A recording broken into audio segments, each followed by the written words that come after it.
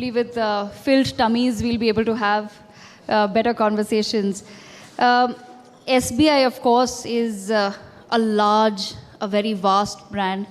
We don't have enough time to go into the history of many centuries now of the bank's existence. If you were to think about pre-independence, how would you, sir, explain the story of SBI? Of State Bank of India? Yes. Oh, as you have already mentioned that this was a bank which was established in Calcutta in 1806. So it was a creation of British Empire. And at that time it was called Presidency Bank of Calcutta. Later on, one Presidency Bank of Madras, Presidency Bank of Bombay. And 1921 they merged. Imperial Bank of India got created. And then after independence, there was a committee which was called All India Rural Credit Survey Committee. Its purpose was that how to increase flow of credit to the rural economy. And as a recommendation of that committee, State Bank of India was created under an Act of Parliament. It's a unique institution. Yes. It has been witness, you can say, to the economic, political and social history of India for now more than 200 years. So to survive as an institution for more than 200 years, and more so after 1991, when the banking sector reforms were carried out and the competition from private banks became intense, but despite that, if the State Bank is still holding its flag high, it has lost its market share despite HDFC, ICICI, Axis, everyone. Yes. So there is something which it does right. Absolutely. And talking about that, Mr. Kumar, for a very long time, there was this image associated with government entities as them being dated, lethargic. How do you think SBI has managed to now shed that image? So the trick is in the competition. As I said that I joined this bank in 1980 as a probationary officer. So I have seen that era, pre-reforms era, the working of the bank in that era, and after reforms. When there is a competition in the market, either you compete or you vanish. Yes. And that is where State Bank, I would say, has done well to remain competitive. And despite government ownership, it has been able to compete in the market based on its work culture and efficiencies. I'm not saying that everything may be or is all right with the functioning of the bank as an organization, but is still its results, its performance in terms of market share, in terms of profits, that speaks for itself. So at least, even if you say that there was some lethargy or anything, but its competitors also may be having the same thing. Otherwise, how would you stand out and continue to be number one? Absolutely. At the same time, sir, you said that the creation of SBI was rooted in ensuring that banking reaches the grassroots. How do you think SBI has managed to achieve that vision and goal? How exactly is banking now reaching the grassroots of India? If you really want to get that answer, then travel to Ladakh, Leh, Northeast, interiors of India. So the only thing you will find there is maybe either a post office or a branch of a State Bank. And if not a branch, then definitely an ATM. When I was chairman, I visited Ladakh. And during that period, when I was passing through Khardungla, which is the highest point, and the Jawans there, they said that we have to go so many miles to draw money. Then we decided that we will put an ATM there. So it is a record that highest point, the State Bank of India has an ATM. 6 months there is snow, so 6 months it operates. It's a unique kind of ATM which runs on solar energy. Wow, that's so that kind of spirit. So if it's about reach, again with a network of more than 22,000 branches, 65,000 ATMs, 75,000 or 70,000 business correspondents. So it has tried to touch, I think, life of almost every Indian.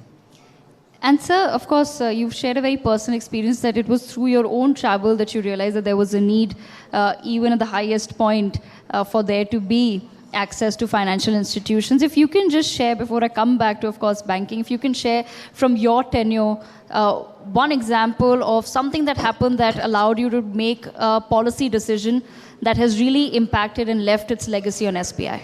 There would be many, but the main would be the digital journey of State Bank of India. And today, the digital bank of State Bank, which is YONO. So today, it is the largest in the world with user base of more than 60 million. And that was one initiative by the bank which has changed its image amongst the young people. And the thing you spoke about lethargy or a image of a government-owned public sector bank, but it enabled the bank to shed that image. And now the people realize that it's more tech-savvy than any other private bank in the country. And at the same time, sir, another aspect that a lot of government entities perhaps used to suffer from, it was an image problem. Again, talking about red tapeism. How do you think SBI has managed to shed that aspect of being a government bank as well? If you are a government bank, there are certain defined processes, and you are governed by certain rules and regulations. So, and for a large organization like State Bank of India, it is important that you follow certain process.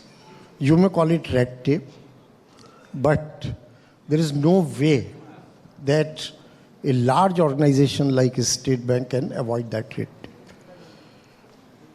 But is still within those processes, and by not short-circuiting those processes, there have been many improvements in the functioning of the banks, which enables to meet the customer needs in time. And as I said, that without diluting the rigor of the process, because when you are in the state bank, the numbers itself are so big, huge, that if you don't follow that process, you are carrying a huge risk. So certain things come because of the compulsion, because of the law, but within that also you can achieve a certain level of efficiency. Maybe even many large private sector organizations, you will hear the same thing if you talk to the people, that there is a lot of red tapeism, there is a lot of bureaucracy. But that happens because of the size of the organization itself. When you are a small 3-4 people, you can take decisions just like that. If it's your own money, then you don't have to care about. But when you're dealing with others' money like bank does, then I think there is a certain limit up to which you can have flexibility, but otherwise you will have to be a process-driven organization. Absolutely. And at the same time, of course, our Prime Minister puts a lot of emphasis on Antyodaya, ensuring that everything reaches the last individual. What needs to be now done as far as the banking sector is concerned to ensure that every last Indian is having access to financial institutions, to banking policies? Because so many policies come about, they do get floated by the government, but we do see that as far as people of lower strata of society are concerned, there is still a lot of issues in terms of actually understanding the policy and then reaping the benefits. So how do we ensure that it actually reaches, this vision of Antyodaya that we've set for the entire country? How do we achieve that as far as access to financial institutions and government policies are concerned? Yeah. So one thing which Honorable Prime Minister did, and that was August 14, when he launched the PM Jan Dhan Yojana. And at that time, 36 crore accounts were opened. Now that number would have increased to, I'm sure, 46, 47 crore. So in terms of now availability of a bank account, we have done very good work. Banks, all banks, they have done good work with major share being handled by State Bank of India naturally, where the reach of banking services, I can say, has reached the last. And this trinity of Jan Dhan accounts, Aadhaar and mobile, it has done wonders. Even during COVID, the Prime Minister announced that 500 rupees will be credited to the women's account for 3 months. It was impossible if we did not have this jam trinity. 12 crore accounts were there and banks were able to deposit every month in time that 500 rupees. Gigantic task. We may not realize how big that task is. You talked about the government schemes. So the issue is that there is definitely an overload. And the financial literacy level still remains poor in the country. So a lot of work needs to be done when it comes to financial literacy. And today is in the age of technology when the digital reach is there. It's not that difficult, but sometimes the schemes are also so many that it is difficult to even keep a track that how many schemes are there. Schemes are so many and schemes are overlapping, and then one doesn't know, okay, once I know about the scheme, how do I proceed? What are my next steps? Is there something you feel that perhaps the banks that need to do in terms of increasing financial literacy? Yeah, no, dissemination of information that is required. And as I said, that financial literacy needs to be improved at every level, even at the early stages of your education or children's education. We need to emphasize the importance of financial literacy and education about it. Rest is all about dissemination. Banking channels are there. And there are channels of the government department. But you look at the schemes only when you need something. That's what it happens. Absolutely. And at the same time, Mr. Kumar, we just have a few minutes left, but I'd just like to pick your brain on a few other aspects as well. Another vision that has been set for the country is a $5 trillion economy mark. What role or what transformation or reforms do you think the banking sector needs urgently? And what role will the banking sector play in terms of pushing India in that direction? So 5 trillion economy, of course, like banks are the most important channel when it comes to channelizing the investment. So that intermediation role, that will continue with the banks, and lot of investment which is currently happening in the infrastructure. The heavy lifting is all by the government. By the government. Private sector participation for certain reasons and past experiences in financing of infrastructure, particularly in the power and roads sector, there was a setback. But now recently there are signs that the private sector investment in the infrastructure is coming back. And if that has to come back, the banks will have to play a very critical role in that. Investment in infrastructure, consumption demand, I think all banks are today very active, and availability of even credit is not an issue. And the other area which also needs is still a lot of attention is availability of the credit for the agriculture sector in such a manner that it doesn't become a dole, or you don't have periodic write-offs. So that is one area which needs a lot of attention and reforms. And the MSME sector, I am very hopeful that riding on the wave of technology and whatever changes they are happening, the flow of credit to MSME is improving and is bound to improve. Absolutely. And Mr. Kumar, before we let you go, I'd just like to understand from you, from what you've shared, I've understood that a lot of running even a government bank is about running it like a business. So as far as the customer is happy, the bank is going to be running well and healthy.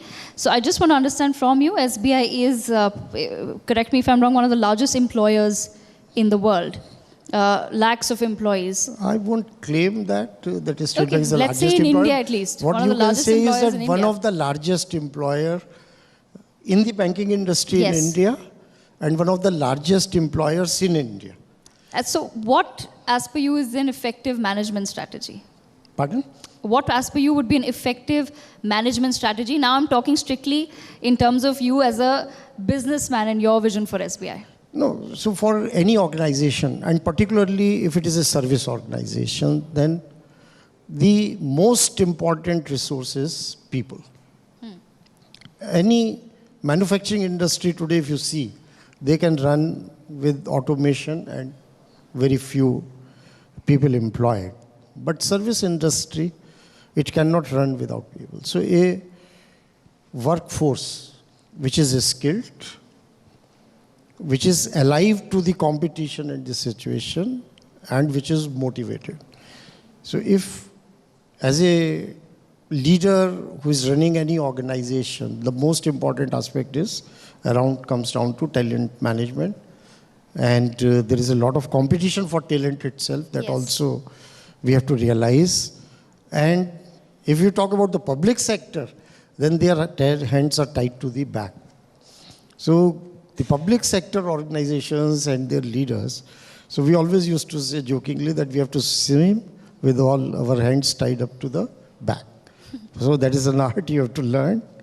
And still, like, people deliver and organizations are delivering. Absolutely. That's a very good thought to end this session at the Festival of Ideas. Thank you so much, Mr. Thank you Rajnish so Kumar. much. A huge round of applause, ladies and gentlemen. Thank you, Mr. Rajneesh Singh.